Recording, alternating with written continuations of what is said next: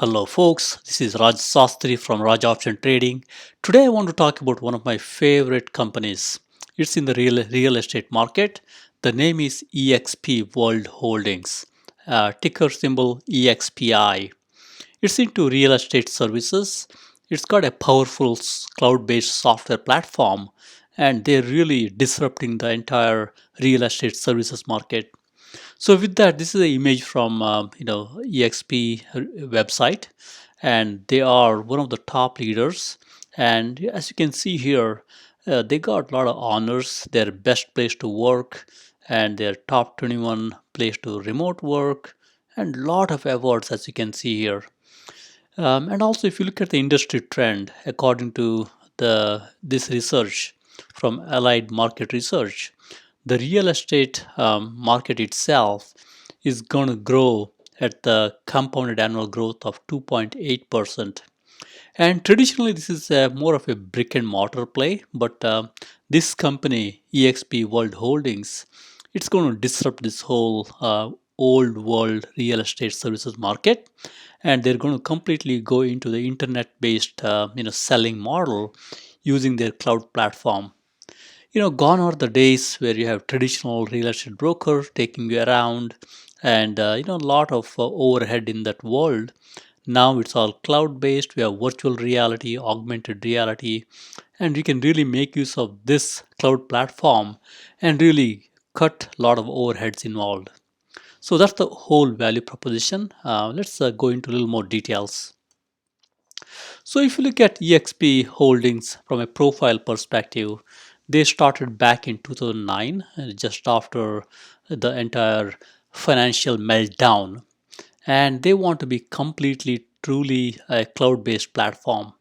This is where they cut down all the overhead, and they also work with the most of these brokers, and they want to pay more to their agents, so that way they pass the profit back to the agents. And they're one of the secret sauce for them is really this subscription platform, which is a cloud-based platform. I think it's called Virbela, and they also have 3D virtual world, so you can look at the place in a 3D way. So that way you don't need to have physical presence all the time. You can do it through the cloud platform. Stock price is around $50 and market cap is 7.03. There is a lot of room to grow, and they can disrupt this whole real estate world as we know it. So that's why it's a very good opportunity to really capitalize on this trend. The CEO is, Glenn Sanford. 98% of the employees approve him, and there's a huge amount of rating, 555. That's a good amount of rating from the employees. So I feel good about it. And from a stock chart perspective, as you can see here, company was flatlining earlier on, but since a year or so, they kind of took off, especially during this whole COVID-19 pandemic. This company really took off, and really doing really well.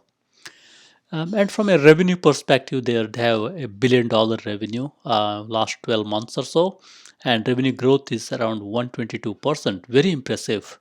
And they got a lot of cash, $100 million cash, very low debt. This is one thing which impresses me.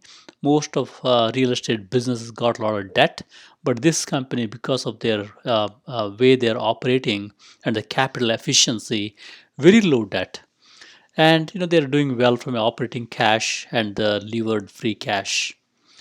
Now let's look at the CEO or the leader, and he's also a founder. I love the companies where the founder is still at the helm as a CEO. So Sanford, he's a big idea guy. So while ago he launched this restaurant delivery business, something like Uber Eats, much before the time. And he also did several internet startups. And he was a realtor himself. He closed more than $60 million in deals, and he worked for Keller Williams as a team leader, and he got impacted due to this whole downturn back in 2008. That's when he wanted to take a look back and look at this entire real estate brokerage model, and he want to really avoid overhead and pass more benefit to customers and the real estate agents, and be the Amazon of real estate brokerages. So that's his lofty goal. So I think it's a really good goal. It's good to see when a CEO or a founder has got such a lofty goal to be the Amazon of real estate brokerage in this scenario. It really shows their conviction to take the company and lead the company. And from a headline news perspective, they're expanding, multiple locations, and they're also, the analysts are liking them. It's being upgraded as a from multiple places, and they also did very well. They got a good bounce after the quarterly earnings on March 11th. So overall, I feel this company has a very good potential to lead this whole traditional old world real estate market. So with that, let's go into a little more details and look at its competitors. From a key competitor perspective, some of these are their competitors. As you can see here at the top, we got this EXP Holdings, and this is organized by 1 year performance, as you can see here. So these guys have performed 120 1261 1261% in last 12 months, which is very impressive. And the next one is CBRE. They're 120. See the difference between 120 and almost 10x when it comes to EXP. And other thing that also impresses me is their revenue growth. So revenue growth is 122%. And if you look at all the other players here, many of them are negative. And we got Realogy Holdings, Redfin, and KE Holdings back in China. They have a positive, but KE Holdings has got a huge float short ratio, so you got to watch out a little bit. I mean, they came down a lot, but something to watch out for. And Zillow is also a good company. They got a little bit bump, on uh, the quarterly revenue growth, a little bit less here, but negative. But I like this, Zillow also. It's a good company. So with that, let's go into a little more details and look at the fundamentals of this company. From a market cap perspective, as you can see here, from December 2019, they've been steadily, growing their market cap. So 739, little bit bump due to COVID in March 2020, but after that they have never looked back. So it's a steady growth. That really tells me their cloud-based platform, software platform play is really working, and they're really going after their competition very nicely. And from a revenue perspective, they've been putting up very good revenue, as you can see here. You will not be able to see many companies who will put up triple-digit revenue growth. So these guys are really doing it very nicely. And even despite of COVID, they had a good 72% revenue growth, and they've been doing very well. They got a little bit lower growth back in 630. That's the main COVID impact. They have to downsize a little bit and right size, but they quickly recovered from it, and now they're accelerating. And they've been surprising on the revenue side all along, as you can see, across the board, good surprise. And on the EPS side, earnings per share side, I think in the last quarter they had a 1 penny, miss, which is okay, not a big deal. But otherwise, overall good. They had 1 penny miss back in 2019 June also, and they're not providing the gross margin yet, because in this business, I think they got various commission structure. It's a 80/20 type model, and then there's some cap. So at this point, it's really a little bit hard for them to accurately pinpoint what the gross margin, but companies saying their gross margin will expand, and probably in the later quarters they will provide some more guidance on expansion itself. And they got a good amount of cash, which is good to see, and low debt, like we talked about. This is long term debt. And price to sales ratio is a good healthy one. Normally, when you see these explosively growing companies, you'll see huge price to sales ratio, but in this case it's a manageable, very good price to sales ratio. So valuation is not too much, it's something very very well manageable. And PE ratio is high. It's understandable. These are startups. They have to put so much money into their company itself. That's why PE ratio is high. Normally, these type of newer cloud-based companies, we don't go by PE ratio. We instead go by things like PS ratio, price to sales ratio, or sometimes even price sales to cash flow. We go by little different ratios, but it's good to see it's a low price to sales ratio here. From a shares outstanding perspective, it's a little bit creeping a little bit up here, mainly because CEO is also a founder. He's got a lot of stock. He's also selling some, so that's why it's a little bit going up. I'm not too much concerned. It's not too much diluted. It's manageable at this point. So what we could glean from this is really they got a great 2020. They closed the year very strong, and they're also from a guidance perspective they're thinking Q1 and Q2. If you see here, this is their Q1 right here, this is Q2. These two quarters they will do very well because market was depressed back then. So these two Q1 and Q2, but going into Q3 and Q4, they're thinking there will be some moderation because 2020 Q3 and Q4 they were very strong. Now they're thinking there could be some moderation. So that's a very prudent way of providing guidance because you don't want to be over promise and under deliver. So with that, very quickly, some glimpse on the earnings itself. Will not drain this too much. At the high level, the revenue increased by 122% in the fourth quarter. That's very good.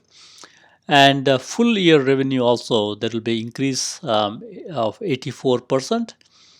Um, and excuse me. And they're also talking about rapid agent growth. In this business, as real estate business, the more agents that you add, they can sell more. So these guys are rapidly adding the agents, and these agents can leverage their cloud-based platform and sell more and more. And these guys have got some good profit sharing type arrangement, which will really increase the their bottom line and top line. So they're talking about an increase in 63% year over year by agent account. And they also talked about the net income also increased, which is good. Transaction volume also increased. That's a very, very good thing to see. And from a business outlook, we talked about this already. So they are really expanding, and even the backdrop of low interest rate, a sub 3% mortgage, that's going to increase or accelerate their revenue. More and more people are going to buy homes, and they will look out to this company EXPI and its agents to buy and sell the houses. So with that, overall, I think it's a very good earnings call. The founder and CEO Glenn is very upbeat. I don't see any hair on this, except for for Q3, Q4 next year. They basically pointed out there could be some moderation, which is understandable. So with that, let's go into performance itself. How they have been performing so far on a yearly, monthly, weekly, and daily basis. On a yearly basis, very solid performance. 2018 they just started, not too much here. 2020 or 2019 60% growth, appreciation. 2020 457% appreciation. 2021 63% in last 2.5 months, which is very impressive. They've been doing very well. I like the consistency here. If you go to the monthly experience itself here, as you can glean through here, they had a earnings somewhere in March itself. I think heading into the earnings, the stock dropped a lot. Now they're kind of trying to recover. I think it's a good time to buy some. If you already own the share, you can add some to your position. If you don't own the stock, I think it's good to buy some EXPI and participate in their growth in the cloud-based real estate services industry. And if you look at last year, 2020, same story. Around February, Jan, Feb, March, they dropped, then they recovered. It looks like around this time frame they have some a little bit difficulty. So we can look at some of the trends as we go forward. And they also dropped a little bit in August, September time frame. So overall, as you look at this chart here, they always bounced back. They dropped here, bounced back nicely, dropped, bounced back very nicely, dropped again, bounced back. So each drop here is a buying opportunity. So I think it's a good way to look at this company. Now, if you look at the weekly performance here, starting from right here, this is where their earnings was week of March 7th. It's March 11th was the earning. After the earnings, stock bounced back. Heading into the earnings, stock dropped a lot. Typically, whenever stock drops heading into the earnings, if they do very well in their conference call, revenue improvement, stock will, go up. So that's what happened here. And back in December, I think there's a drop. They bounced back, which is a good sign. And now, if you look at their daily performance, 18th March, I think they dropped so much. This is after the earnings. Earnings was 11th, and they're recovering now. That's why I feel after this huge drop, it's good to buy now. They'll bounce back nicely. That's what I think. And they had some drops heading into the earnings, as you can see here. The good chunk of drop here before the earnings. That's why after the earnings they could go up. Now let's look into a pattern. This is a quick chart. It talks about 2021, 2020, 2019, the years, and then we got months here, December, November, and then we got yearly performance. Like we talked about 2021, 63% so far, year high, year low. Look at the breadth here. So year low was 29, year high was 90. So the punchline is you will always get a better entry point in this company. You don't need to really chase when the stock is up, but instead when the stock is down, like right now, you could buy some and then wait for a pullback and add more to your position. So with that, from a pattern perspective, I feel like hey, this company normally gives you a entry point, sometimes in February, March time frame, as you can glean from this. This year, same story. Last year, same story. Back in 2018, same story. If you miss this, here, then there is one more opportunity sometimes in July, August time frame. Typically, we could see that from 2019 and even 2015 to somewhat. And then you might also get one more opportunity sometimes in the December time frame or October time frame. So I'm not too much worried to buy all at once. We could buy some here and wait for some pullback and add to the position. But overall, I feel like it's a good story. This real estate industry needs a disruption at this point, and these guys are really up for the challenge. So if you look from a fundamental technical perspective, we got this chart of EXPI. It's a 18-month chart from Thinkorswim.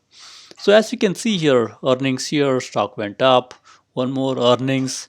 Because stock came down before the earnings, it kind of took off. And we got one more earnings here. Stock came down before the earnings, stock is taken off. And they had a 2-for-1 split back in last month or so. So overall, I feel like hey, companies really doing well. From a technical perspective, as you can see here, stock dropped below 50-day moving average, and now they're trying to bounce back above 50-day moving average. Yeah, soon I think this 50-day average moving average will become a support point, so they'll bounce off of that, and that's a good story. And from an implied vol perspective, very typical. After the earnings, implied vol drops. That's the blue line here, which is very typical.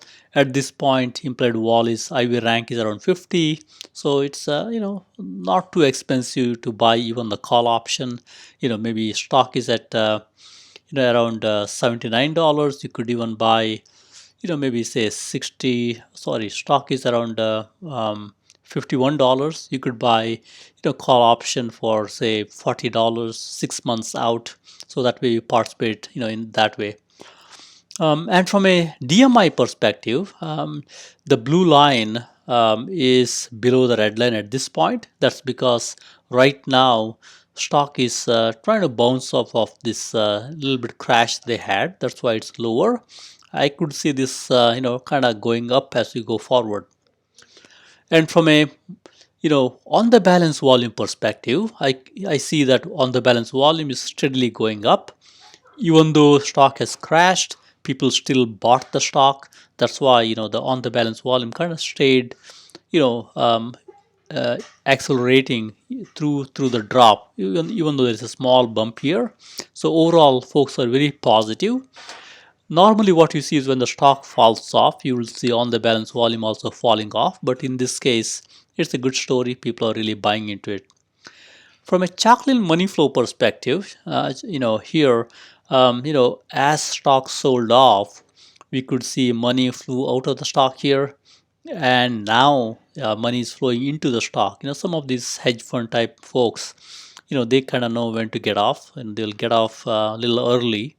And when the stock bottoms, they will kind of get in. So now people are getting into this stock. Smart money is flowing into the stock. So you are not fighting the trend if you buy now, which is a good thing. So with that, let's look at insider trading. So like we talked about earlier, Mr. Sanford is the founder and CEO. He's got a lot of stock in this company. So he occasionally sells the stock. For example, he sold some stock here, in March, $1 million.